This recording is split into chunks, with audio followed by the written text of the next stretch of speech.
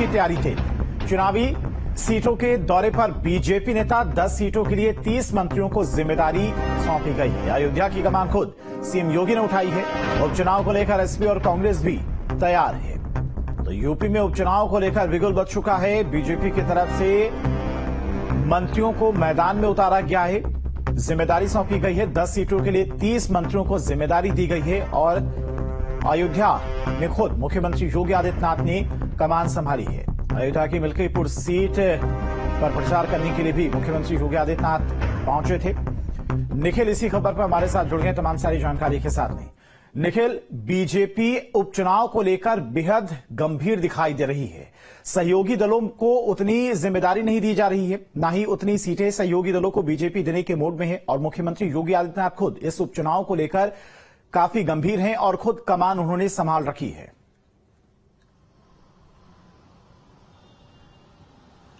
देखिए, उत्तर प्रदेश में 10 सीटों पर उपचुनाव होना है। 9 सीटें लोकसभा चुनाव में खाली हुई हैं, उन पर उपचुनाव होना है। 10वीं सीट कानपुर की है, जो इरफान सोलंकी की सदस्यता रद्द होने की वजह से उस पर चुनाव होगा।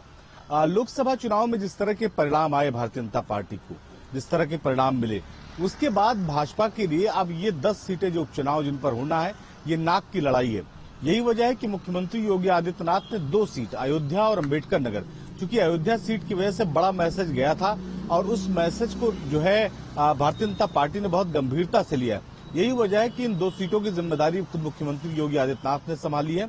इन 2 सीटों की पूरा चुनावी प्रबंधन मुख्यमंत्री योगी आदित्यनाथ ने अपने हाथ में रखा है। इसके बाद बाकी बची हुई 9 सीटों पर जो है भारतीय जनता पार्टी के 30 मंत्री, हालांकि 10 सीटों पर 30 मंत्री लगाए गए हैं, जो है चुनावी प्रबंधन करेंगे।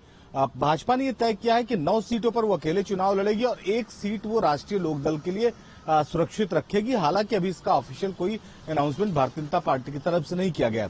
जहां तक दूसरी बात करें सहयोगी दलों की, तो अपना दल और जो है संजय निषाद की पार्टी, निषाद पार्टी, ओम प्रकाश राजभर, चूंकि चुनावी परफॉर्मेंस इनका बेहतर नहीं रहा, इसलिए भारतीय जनता पार्टी ने तय किया है कि इनका बेहतर परफॉर्मेंस नहीं था लोकसभा चुनाव में, इस वजह से इनको इस बार सीटें नहीं दी जाएगी। कई जगह इन दलों की नाराजगी भी देखने को मिल रही है।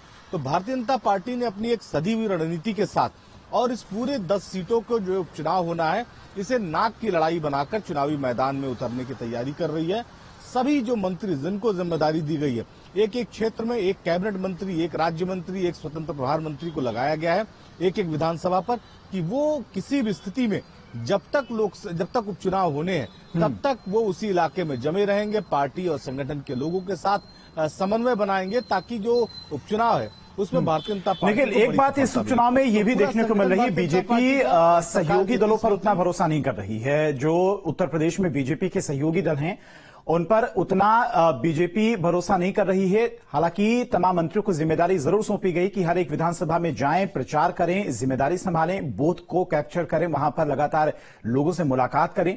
लेकिन मुख्यमंत्री योगी आदित्यनाथ अब अपने बीजेपी के तमाम कार्यकर्ताओं को कह रहे हैं कि वो जाकर जमीनी स्तर पर चुनाव का प्रचार करें। बिल्कुल, जैसा मैंने बताया कि भारतीय जनता पार्टी के सहयोगी दल उत्तर प्रदेश में अगर हम बात करें तो 4 मुख्य पार्टियां हैं, जिसमें हम बात करें राष्ट्रीय लोक दल की, अपना दल की और निषाद पार्टी, ओम प्रकाश राजभर की पार्टी। ये चारों पार्टियां जो है पिछली बार लोकसभा चुनाव में भारतीय जनता पार्टी के साथ चुनाव मिलकर लड़ी थी।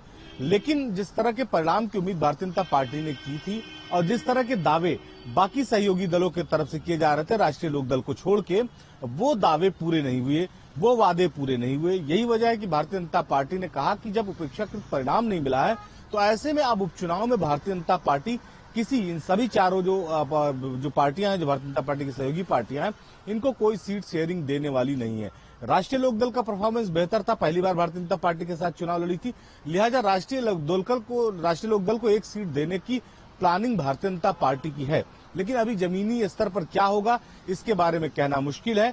अभी भारतीय जनता पार्टी ने सभी 10 सीटों पर अपने तमाम मंत्रियों को उतारा है, तमाम जिम्मेदार पदाधिकारियों को उतारा है कि किसी भी स्थिति में सीट पर कोई चूक नहीं होना चाहिए। तो सभी राजनीतिक दल, आप उधर देखिए समाजवादी पार्टी कांग्रेस ने भी जो है अपने तमाम नेताओं को चुनावी मैदान में उतार दिया है। हालांकि अभी एक पेच फंसा हुआ है सपा और कांग्रेस। ठीक है निखिल, समाजवादी पार्टी चाहती है 6 सीटें वो ठीक है, यानी कि सभी राजनीतिक दल उपचुनाव को लेकर बेहद गंभीर तैयारियां शुरू हो गई।